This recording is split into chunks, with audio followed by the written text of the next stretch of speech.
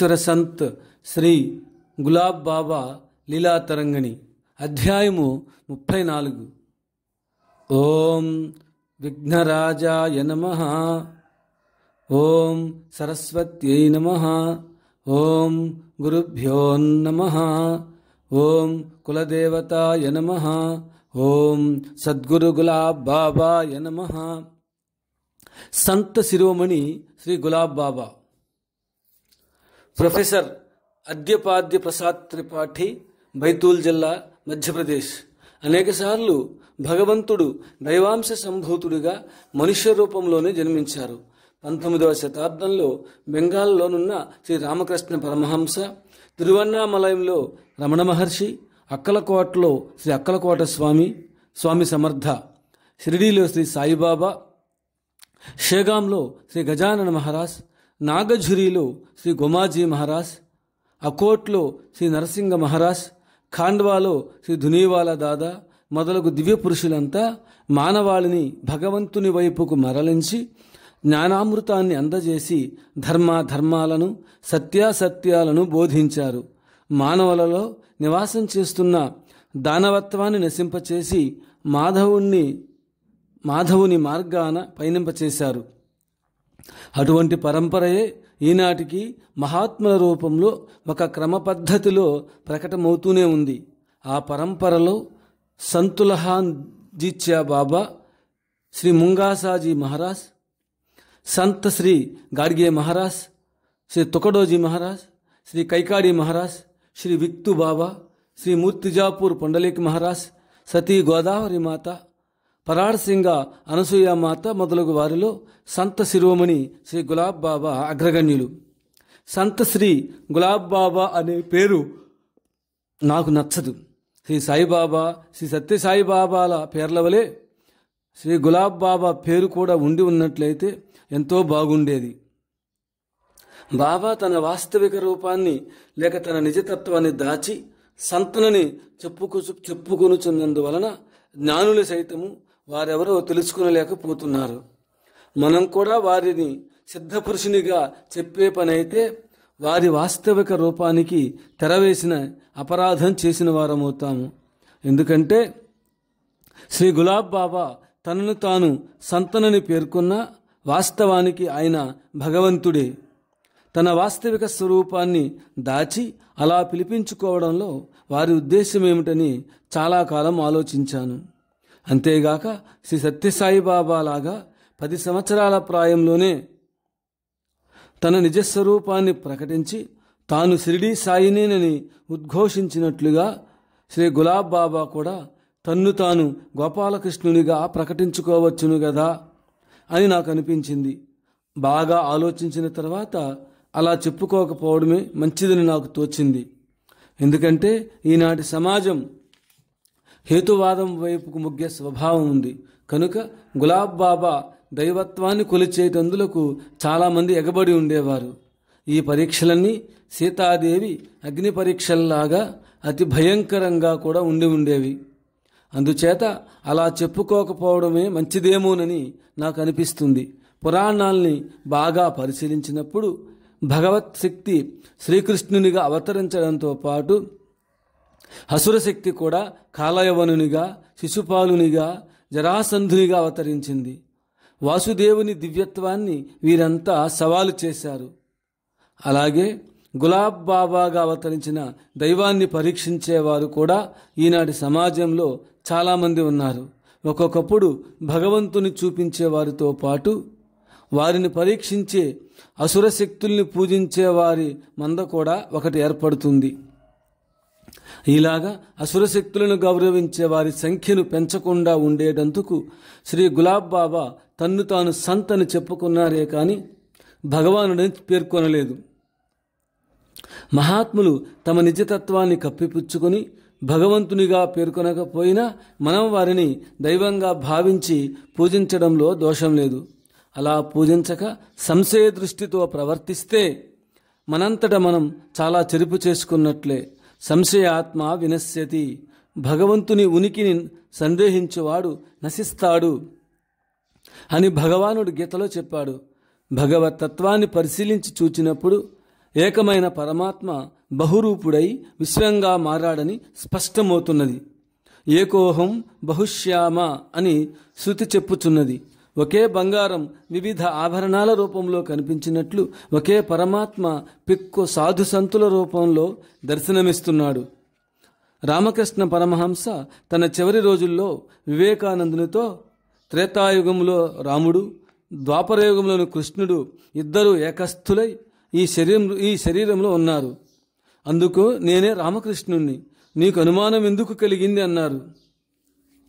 కనుక బెంగాల్లో జన్మించిన రామకృష్ణ పరమహంస, షిరిడీలోని సాయిబాబా, షేగాంలోని గజానన్ మహారాజ్, నాగపూర్లోని తాజుద్దీన్ బాబా వీరంతా ఇంచుమించుగా ఒకే కాలంలో జీవించారు.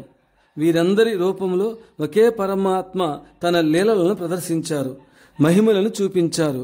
తద్వారా సర్వజ్ఞుడు, సర్వశక్తి సంపన్నుడు, సర్వవ్యాపి అయిన అంతర్యామి ప్రతి దేహంలోనూ విరాజమానుడై ఉన్నాడని స్పష్టమైంది.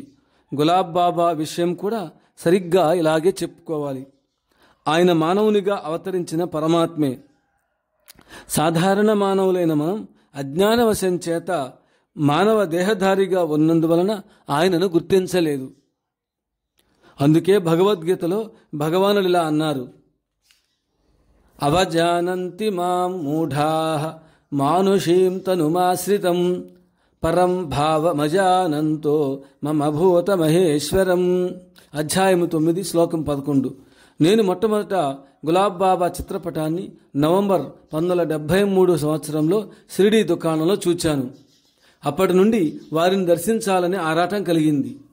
వారిని వెదుక్కుంటూ సత్నా, నాగపూర్, అకోట్, మంచన్పూర్, షేగావ్, మల్కాపూర్ మొదలగు ప్రదేశాల్లో తిరిగాను. కానీ వారి ఇచ్చ లేనిదే వారి దర్శనం కలగదు. అంటే మనమెంత ప్రయత్నించినా వారి పిలుపు లేనిదే వారిని దర్శించలేము. ఫిబ్రవరి 1974 సంవత్సరంలో రాజహంసమాత దర్బారులో వారి చిత్రపటం లభ్యమైంది. అప్పటి నుండి వారి చిత్రపటానికి నిత్య పూజలు చేస్తూ హారతులు ఇస్తున్నాను. మనమేమి చేస్తున్నది బాబా అంతర్యామిగాన బాబాకు తెలుస్తుంది. 1976 జూన్ 4వ తారీఖున బాబా నాగపూర్లో ఉన్నారని నాకు బైతుల్లో తెలిసింది. జూన్ 5వ తారీఖు సాయంకాలం 5 గంటలకు రాజహంసమాత దర్బారుకు చేరాను. 13 సంవత్సరాల దీర్ఘకాల నిరీక్షణ తరువాత వారి దర్శన భాగ్యం 1986లో కలిగింది.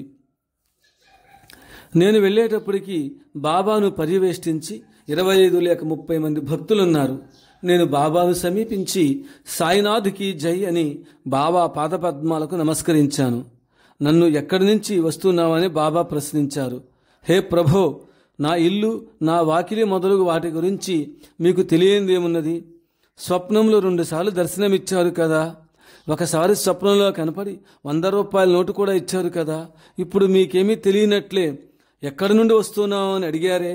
అన్నీ తెలిసి కూడా తెలియని వాళ్ళు నటిస్తున్నారే అని అనగానే బాబా నవ్వుతూ ఇలా అన్నారు, ఖడే హోకర్ బోలో, నిల్చుని మాట్లాడు. అలా ఎందుకన్నారంటే నేను ఉపన్యాసాలిచ్చే అలవాటు ఉన్నవాడిని కనుక సర్వజ్ఞులైన బాబా అలా అని ఉండవచ్చు. నేను నిలబడి 40 నిమిషాలు ఉపన్యసించాను.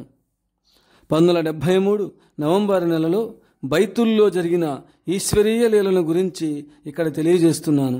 డ్రైవరుతో నిమిత్తం లేకుండా జీపు తనంతట తానే పోసాగింది. బాబాతో పాటు కొందరు అందులో కూర్చున్నారు. దారిలో బాబా జిల్లా జైలు రోడ్డు వైపు తన దృష్టిని సారించారు. జీపు కూడా జైలు రోడ్డు వైపుకు వెళ్ళింది. సరాసరి జీపు జైలు గేటు వద్ద ఆగింది. బాబా భక్తులతో జీపు నుండి దిగారు. జైలర్ బాబాతో మీరు లోపలకు పోవడానికి వీల్లేదని అన్నారు. అప్పుడు బాబా జైలర్తో నేను లోపలికి వెళ్ళాలి అన్నారు. సరే మీ ఇష్టం వెళ్ళండి అని జైలర్ బాబాతో చెప్పాడు. బాబా భక్తులతో సహా జైలులోకి వెళ్ళి ఖైదీలు బంధింపబడిన గది దగ్గర నిలబడ్డారు. జైలు తలుపులు తాళము తమంతట తామే ఊడి తెరవబడినాయి. అయితే బాబాను ఆపడానికి జైలులో ఉన్న మిగతా అధికారులకు కూడా ధైర్యం చాలలేదు. జైలులో 4 ఖైదీలు బంధింపబడి ఉన్నారు. వారు హత్యాపరాధం వల్ల జైలులో బంధించబడ్డారు. ఆ జన్మ కారాగార శిక్షకు ఎదురు చూస్తున్నారు. బాబా వారితో ఇలా అన్నారు, రేపు మిమ్మల్ని జైలు నుండి విడుదల చేస్తారు. విడుదల కాగానే నా దర్శనానికి తప్పకుండా రండి. 2వ రోజున కూడా బాబా ఒక భక్తుని ఇంట్లో కూర్చుని ఉన్నారు. అకస్మాత్తుగా అక్కడున్న వారితో బాబా ఇలా అన్నారు, నిన్న జైలు నుండి ఖైదీలు విడుదలయ్యారు. మీరు పోయి వాళ్లతో గులాబ్ బాబా పిలుస్తున్నారని చెప్పండి. అక్కడున్న భక్తులు బాబాతో ఇలా అన్నారు, బాబా జైలు నుండి విడుదలైన ఖైదీలని బాబా జైలు నుండి విడుదలైన ఖైదీలని మాకెలా తెలుస్తుంది? అప్పుడు బాబా వారితో ఇలా అన్నారు, స్టేషన్కి వెళ్ళండి. ఎవరైతే రైల్వే స్టేషన్లో స్టూలు మీద కూర్చొని సిగరెట్ తాగుతుంటాడో వాడిని తీసుకురండి.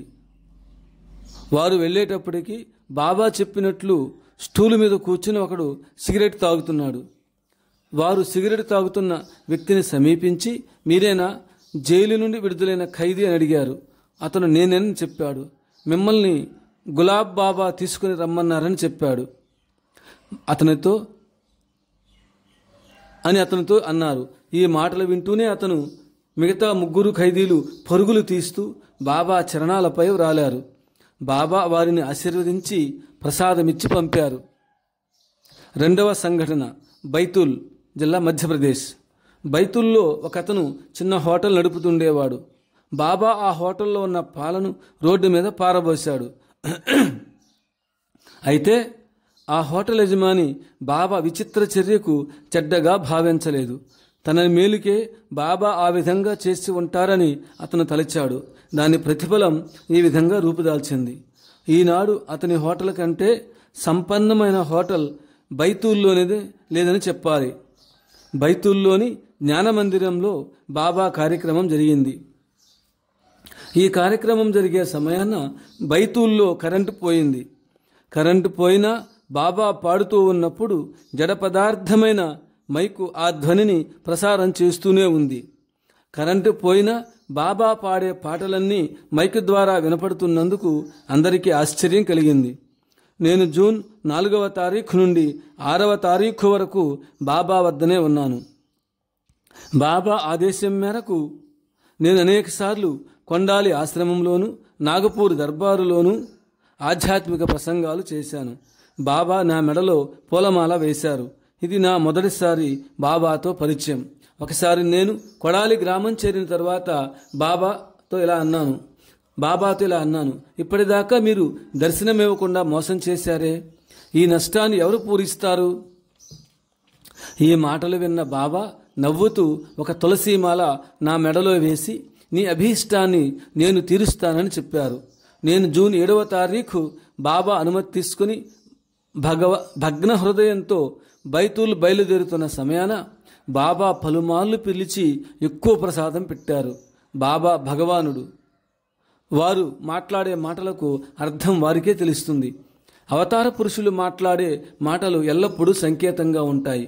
నేను బాబాను వదిలి వెళ్ళేటప్పుడు పిచ్చి పట్టిన వాని వలె ఏడుస్తూ దర్బారులో ఉపస్థితులైన భక్తులందరినీ నా పాదాలకు నమస్కారం చేయమని, నేను బాబాను వదిలి వెళ్ళేటప్పుడు పిచ్చి పట్టిన వాని వలె ఏడుస్తుండగా దర్బారులో ఉపస్థితులైన భక్తులందరినీ నా పాదాలకు నమస్కారం చేయమని బాబా ఆదేశించారు. బాబా ఆదేశానుసారంగా ఒక్కొక్కరు పలు పర్యాయాలు నా పాదాలకు నమస్కారం చేశారు. ఇది నట్వర్ లాల్ చేసిన లీల. ఈ లీల నేనెప్పుడూ మరువను. ద్వాపరయుగంలో శ్రీకృష్ణుడు చేసిన లీలే బాబా పునరావృతం చేశారు. మట్టిలో పడి ఉన్న పనికిరాని నెమలి పింఛాన్ని శ్రీకృష్ణుడు తాను సెగలో ధరించి మాన్యత కలిగించినట్లు సామాన్యుడైన నాకు ఎంతో గౌరవం కలిగించారు. బయలుదేరి వచ్చేటప్పుడు బాబా నాతో, 2వసారి వచ్చేటప్పుడు నీ భార్యతో కలిసి రావలసిందిగా చెప్పారు. బాబా భక్తుల మీద చూపే ప్రేమ ఆప్యాయతలు మరువరానివి, మరుగు పడనివి. బాబా కాటేలు రమ్మని చెప్పారు. బాబా మీరు నా ఇంటికి వస్తే నేను కాటేలు వస్తానని చెప్పగానే బాబా ఇలా అన్నారు, నేను రోజు మీ ఇంట్లోనే ఉంటున్నాను కదా. బాబాకు నేను చేసే నిత్య పూజ పునస్కారాల గురించి తెలిసియే నిత్యము మీ ఇంట్లో ఉంటున్నానని కదా బాబా అన్నారు. శ్రీ గులాబ్ బాబా గారి మహిమను వర్ణించడం నాలాంటి వారికి సాధ్యం కాదు. వారిని వర్ణించే సాహసం చేయలేను. పరమేశ్వరుని మహిమను శ్రీ పుష్పదంతుడనే గంధర్వుడు వర్ణిస్తూ చెప్పడం ఈ సందర్భంలో నాకు జ్ఞాపకం వస్తుంది. అసిద్గిరి సమం స్యాత్ కజ్ఞలం సింధు పాత్రే సురతరువర శేఖాలేఖిని పత్రముర్వీం లిఖితియతి గృహీత్వా శారదా సర్వకాలే తదప్యదప గుణానాం ఈశపారం నయాతి. ఓ పరమేశ్వర, నీ మహిమ అపారమైనది. మీరు పర్వతమనే కాటుక కొండను సముద్రమనే పాత్రలో కలిపి సిరాగా చేసి సాక్షాత్తు సరస్వతీదేవి కల్పవృక్ష శాఖను కలంగా మార్చుకొని యావద్భూమిని కాగితంగా చేసుకుని ఎల్లకాలము వ్రాసిన నీ గుణాలకు అంతం ఉండదు. నీవు అనంత గుణసంపన్నుడు అని భావము. జయ గులాబ్ బాబా, జయ గులాబ్ దేవా. అధ్యాయము 35. బాబా ఉపదేశాలు, అమృతవచనాలు. ఉపదేశం అంటే ఉపహ అంటే సమీప, దేశం ప్రదేశం అన్న శబ్దార్థాలను బట్టి ఉపదేశం అంటే సమీప ప్రదేశం అని అర్థము. ఎవరి సమీప ప్రదేశం అన్న ప్రశ్న రాగా భగవంతునికి సమీప ప్రదేశంలో ఉండడం అని అర్థం స్ఫురిస్తుంది. ప్రాపంచిక జీవులమైన మనం సంసార గొడవల్లో పడి పరమాత్మకు బహుదూరంలో ఉంటున్నాము. మహాత్ముల సందేశం విన్నప్పుడు భగవంతునికి దగ్గర అవుతాము. అందువల్ల ఉపదేశం అనే శబ్దం భగవంతునికి సమీపంలో ఉండడం, భగవంతునికి పట్ల భగవద్భావన. అందువల్ల ఉపదేశం అనే శబ్దం భగవంతునికి సమీపంలో ఉండడము, భగవద్భావన కలిగి ఉండడం అని అర్థం. గులాబ్ బాబా సందేశాలన్నీ మనల్ని భగవంతునికి దగ్గరలో ఉంచుతాయి, అందులో మనసు లగ్నం చేస్తాయి. అందువల్ల ఆయన మాటలన్నీ మనం ఉపదేశాలుగా భావించాలి. బాబా ఉపదేశాలు 1. సూర్యకిరణాలు సృష్టి పెంపుదలకు దోహదం చేసినట్లుగా మహాత్ముల ఉపదేశాలు మానవాళిని ఆధ్యాత్మికముగా నైతికముగా ప్రభావితం చేసి మంచి మార్గాన నడిపించగలవు. వారి పాదధూళితో, వారిచ్చే విభూతితో మనం పావనం కాగలము. వారి దివ్య ప్రబోధాల వలన మనలో ఉత్తమ సంస్కారాలు ఏర్పడి సంపూర్ణ సుఖశాంతులు పొందడానికి మార్గం దొరుకుతుంది. శ్రీ సంత్ గులాబ్ బాబా తమ ఉపదేశాలను భజన కీర్తనల ద్వారా తెలియజేస్తుంటారు. అంతేగాని తమ ఉపదేశాలను గుడ్డిగా నమ్మి ఆచరించమని చెప్పరు. అందలి అంతరార్థాన్ని గ్రహించి మనం పాటించాలి.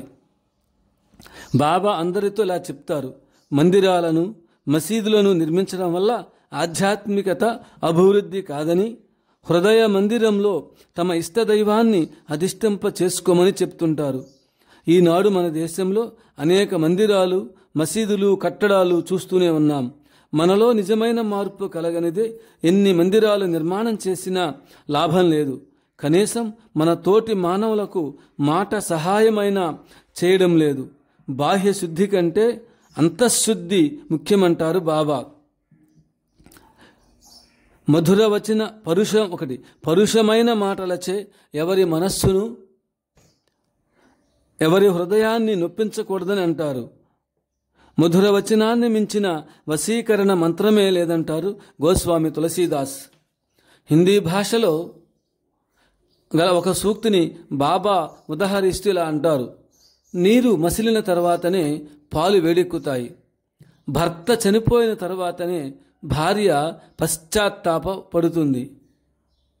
యుక్త వయస్సు గడిచిపోయిన తర్వాతనే మానవుడు తాను చేసిన పాపాలకు పశ్చాత్తాప పడతాడు. గంజాయి, సారాయి త్రాగేవాళ్ళు ధనమంతా వ్యయమైన తరువాతనే బాధపడతారు. మనలో భక్తి ప్రపత్తులు గాఢంగా నాటుకున్న తర్వాతనే భగవంతుడు మనకు దగ్గరవుతాడు. బాబా ఇలా చెప్తారు: బీదవారి వద్ద వడ్డీ తీసుకోకుండా ఉచితంగా రుణాలివ్వండని. వడ్డీ తీసుకోవడము అన్ని మతాలు నిరసించాయి. అది కుమార్తె శీలాన్ని అమ్ముకొని జీవించడమంత హీనమని, దాని వలన బ్రాహ్మణుడు కూడా చండాలుడవుతారని ధర్మశాస్త్రం చెబుతోంది. నాకు ప్రేమతో రొట్టెలిచ్చే బదులు వాటిని బీదవారికి ఇచ్చి తినిపించండి, అది సర్వదా మీకు మేలు చేస్తుంది.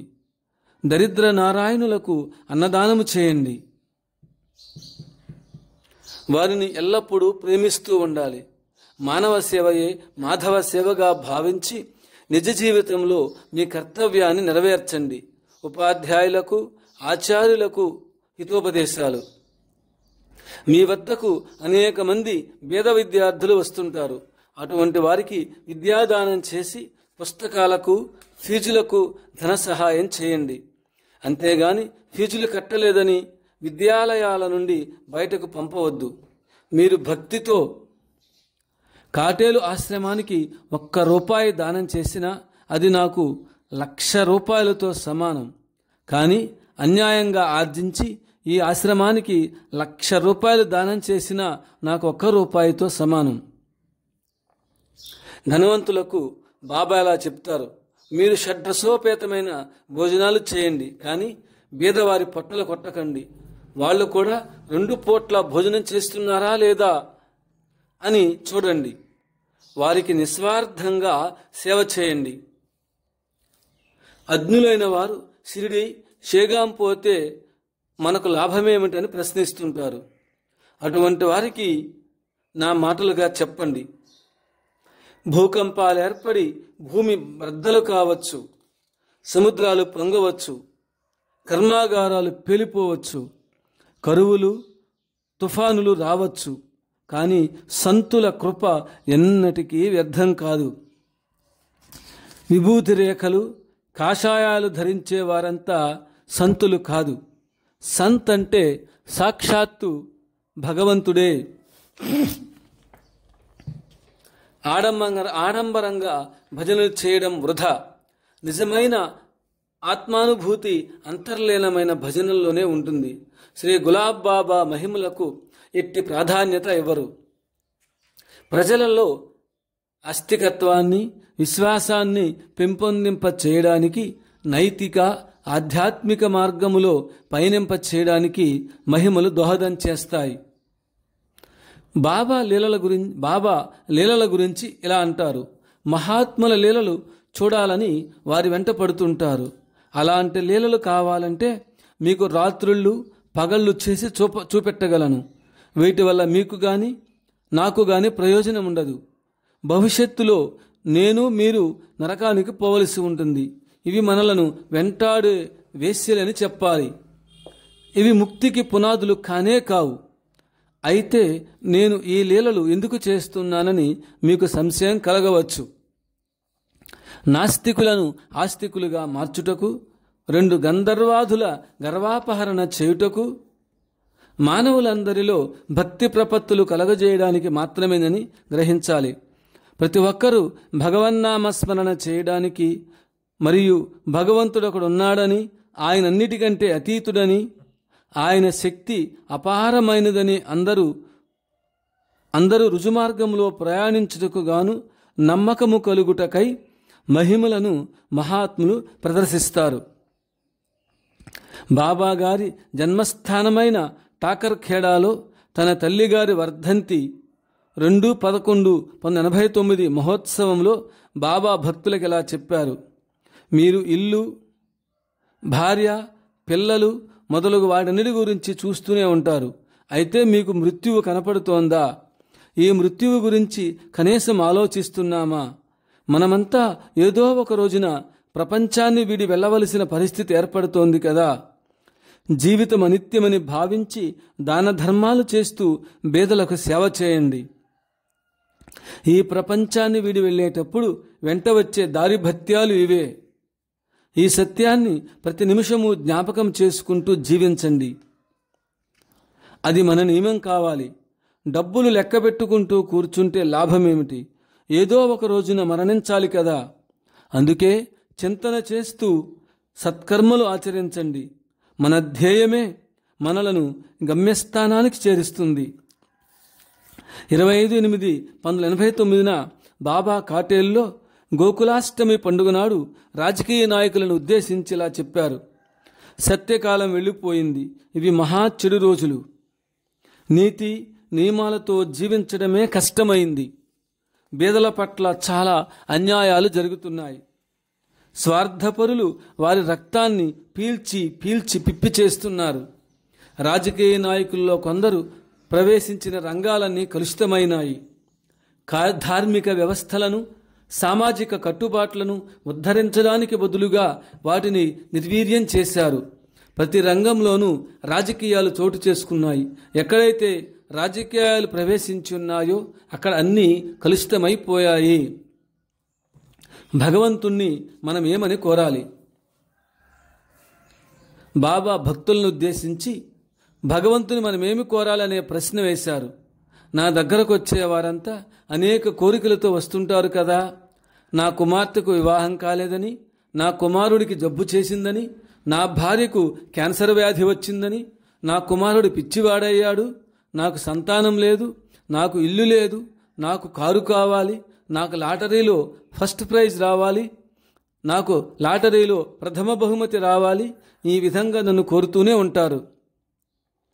నేను వారి కోరికలు సఫలం చేసినా భగవంతుని వైపు ఒక్క అడుగు ముందు వేసేవారు కానీ, ధార్మికంగా జీవించేందుకు ప్రయత్నం చేసేవారు కానీ నాకు ఒక్కరు అగుపడడం లేదు. మనము భగవంతుని ఆశీస్సులు మాత్రమే కోరాలి. అంతేకాదు, ఈ జన్మలోనూ మరి రాబో జన్మల్లో కూడా భగవానుని సేవాభాగ్యమే కోరాలి. అటువంటి స్థితి మనము పొందగలిగినప్పుడే మన కోరికలు తప్పక భగవంతుడు నెరవేరుస్తుంటాడు. శ్రీ సంత్ కబీర్లాన్ పేర్కొన్నారు: హరిభజే హరికే హుయే భోలా సకల శరీర్, పాంచే పాంచే హరి కిరే కహే కబీర్ కబీర్.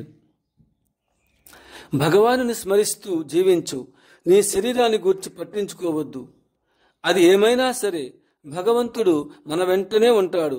కనుక ఇంక అంతకంటే కోరదగినది ఏముంటుంది?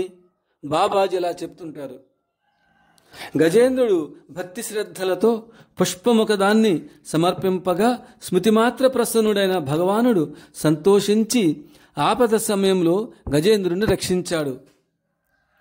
శబరి ప్రేమతో ఎంగిలి చేసిన పండ్లు తిన్న శ్రీరామునికి కడుపు నిండింది. సుధాముడు ప్రేమతో పెట్టిన అటుకులు తిని సంతృప్తి చెందిన శ్రీకృష్ణ భగవానుడు అతనికి అష్టైశ్వర్యాలు ప్రసాదించాడు. అలానే విదురుడు ఇచ్చిన బియ్యపు గింజలు తిని కడుపు నిండిందని తృప్తి చెందాడు శ్రీకృష్ణుడు. భగవంతుడు మన నుండి భక్తి శ్రద్ధలు, ప్రేమ ఆశిస్తాడు కానీ మనమిచ్చే ద్రవ్యముపై ఆయనకు ఆపేక్ష లేదు. ప్రతి ఒక్కరూ ప్రతిఫలమాశించక హృదయపూర్వకముగా భగవంతుని సేవకు అంకితమైనచో అట్టివారు తప్పక కృతార్థులవుతారు. మూగజీవులైన పశుపక్షాదులు జీవించి ఉన్నప్పుడు, మరణించినప్పుడు కూడా మానవ జాతి మనుగడకు ఎంతో సహకరిస్తున్నాయి. ఆవులు, గేదెలు పచ్చిగడ్డి మేసి అమృతం లాంటి పాలను, తద్వారా పెరుగు, వెన్న, నెయ్యి వంటి పాల ఉత్పత్తులను అందించి మానవులకు ఓజస్సును, మేధస్సును, బలానికి దోహదపడుతున్నాయి. తాము విసర్జించిన పేడ ద్వారా పంట పొలాలను సస్యశ్యామలం చేస్తున్నాయి. దాంతోపాటు వ్యవసాయోత్పత్తులు అధికం కావడానికి ఇతోధికముగా తోడ్పడుతున్నాయి. చివరకు వాటి పేడను ఇండ్లను అలకడానికి, కళ్ళాపు చల్లుకునేందుకు ఉపయోగిస్తున్నాము. గోపంచితమును ఇండ్లను శుద్ధి చేపరచడానికే గాక వైద్యానికి కూడా ఉపయోగిస్తున్నాము. అవి మరణించి కూడా తమ మాంసాన్ని ఆహారంగా మనకు అందిస్తున్నాయి. వాటి చర్మముతో చెప్పులు, తదితర వస్తువులు తయారు చేయబడుతున్నాయి. జడ పదార్థాలైన జీవులు, లారీలు, కార్లు సంఘసేవకు తోడ్పడుతున్నాయి. అవి శిథిలమైన వాటి విడిభాగాలు అమ్ముకోవడానికి వీలు పడుతోంది. అడవుల్లోని వృక్షాలు వర్షాలు పడడానికి, భూమిని చల్లడానికి, వాతావరణ కాలుష్యాన్ని నివారించేందుకు దోహదం చేస్తున్నాయి. వంట చెరకు, గృహోపకరణాలు, అనేక ఔషధులు, మొదలగు వాటిని కూడా మనకు అవి ఇస్తున్నాయి. పంచమహాభూతాలకు యజమాని అయిన ఆ పరమాత్మ ఆజ్ఞ మేరకు అవి మనకు చేస్తున్న సేవ నిరుపమానమైనది. మన కొరకు భగవంతుడు సృష్టించి వాటి ద్వారా పొందుతున్న లాభాలు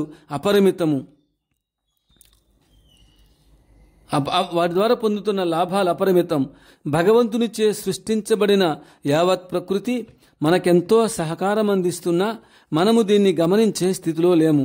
మనం ఎవరికైనా సహాయము చేస్తున్నామా? ఇతరుల నుండి సహాయము పొందడమేనా మన పని? ఇతరుల నుండి సహాయం పొందడమేనా మన పని? సాటి మానవుల క్షేమం కోసము సత్కర్మలను గూర్చి జీవించి ఉన్నప్పుడు మరణించిన తరువాత కూడా అంతా చెప్పుకుంటారు.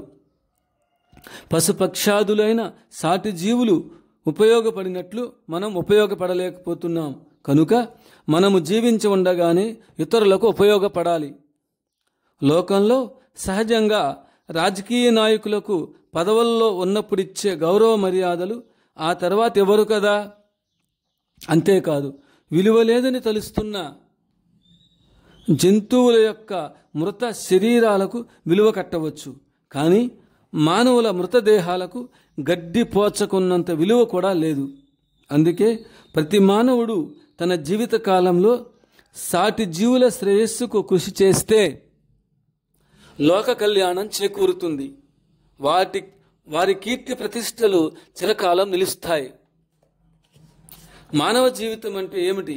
ఒక కీర్తనలో బాబా మానవ జీవితం గూర్చి ఇలా తెలియచేశారు. పిల్లలు రోజంతా ఆడుకుంటారు. తల్లిదండ్రులు సాయంత్రం వేళ కాగానే బిడ్డలను పిలుచుకుంటారు.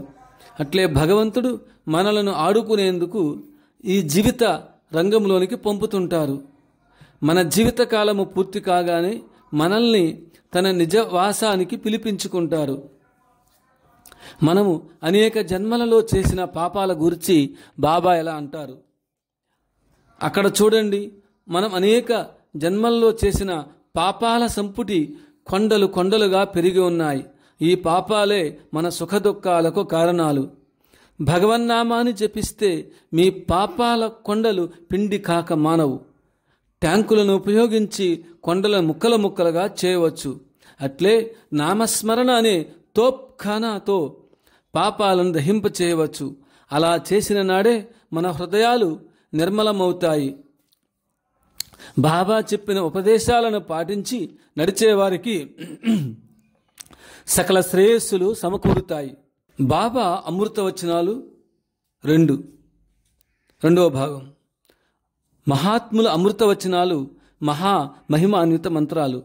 వారు చెప్పిన మాటలను అమృతవచనాలు అంటాము. అమృతము సేవిస్తే మరణించకుండా ఉండవచ్చు. అటువంటి స్థితిని పొందిన వారు దేవతలు.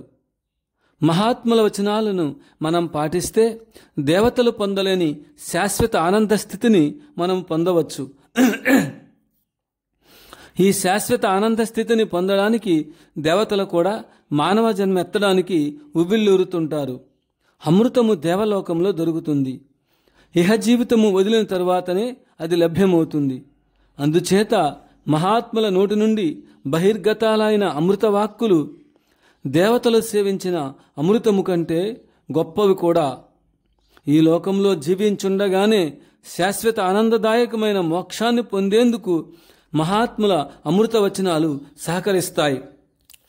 భక్తులు బాబా అమృత వచనాలను శ్రద్ధాభక్తులతో పాటించడం వల్ల ఇనుప రజను లాంటి మన మనస్సు భగవంతుడనే అయస్కాంతం వైపుకు ఆకర్షింపబడి జీవన్ముక్తి లభిస్తుంది. 1.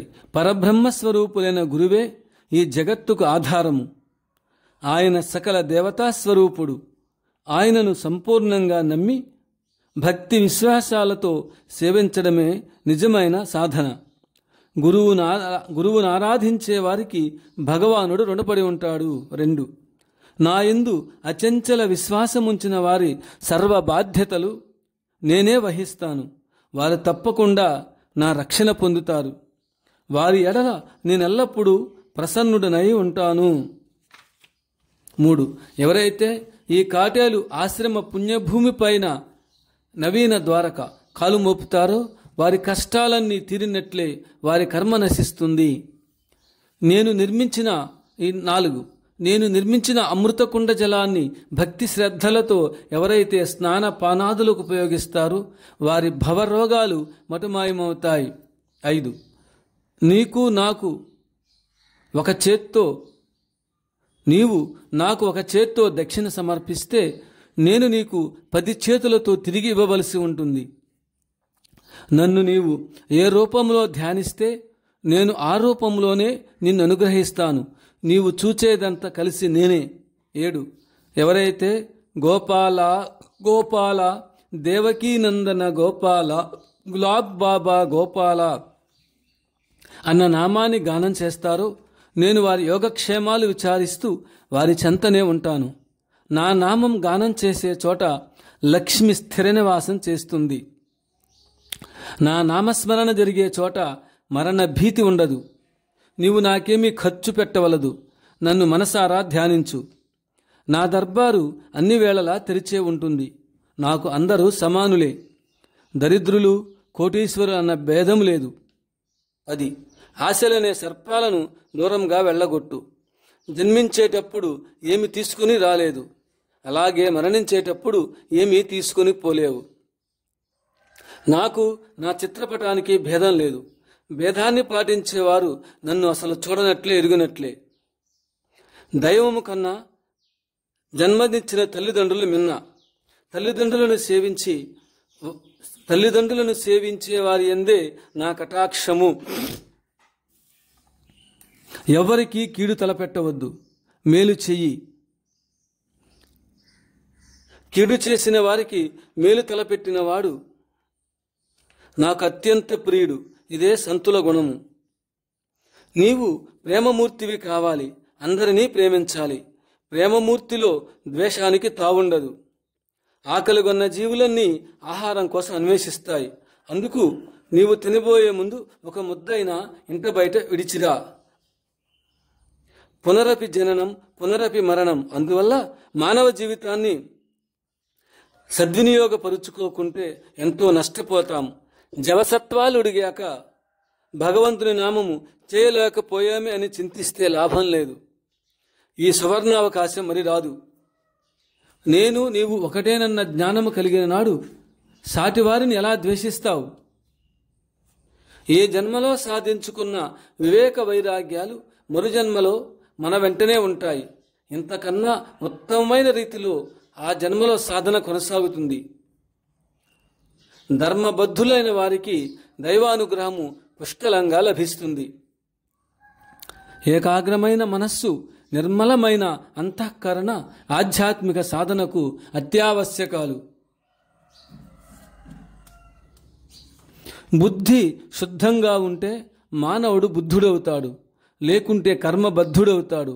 మితంగా భుజించు, మితంగా మాట్లాడు. మౌనమే గురుసేవ. అదే నీవిచ్చే గురు కానుక. భగవంతుడెప్పుడు మౌనంగానే ఉంటాడు. ఆయన మౌనంగానే పనిచేస్తుంటాడు. కష్ట సుఖాలను రాత్రి పగలుగా భావన చేసి ఆనందించు. నరుడు నారాయణుడుగా మారుటకు ప్రయత్నించాలి. లేకపోతే నీవు నరజన్మకు ఎందుకు వచ్చినట్లు? మద్యాన్ని విసర్జించడం, శాకాహారాన్ని స్వీకరించడం ఆధ్యాత్మిక సాధనకు మంచిది. కఠిన వ్రతాదులు, ఉపవాసాలు చేస్తూ శరీరాన్ని శుష్కింప చేసుకోవడం ఆధ్యాత్మిక సాధనకు తగదు. నామ జపము, నామ సంకీర్తనమే సాధన సోపానాలు. ఈ కలియుగంలో అంతకన్నా ఉత్తమ సాధనం లేదు. ఆకలిగొన్న వారికి అన్నము, గుడ్డలు లేని వారికి గుడ్డలు ఇవ్వు. లేదు అని అనవద్దు, లేదా ఇప్పించు. లౌకిక సుఖాలకై ఆశించి భగవంతుని ఉపాసిస్తే లాభం లేదు. అందరూ నన్ను చెల్తే ఫిరితే భగవాన్ అంటారు. నేను మీ దాసుడను.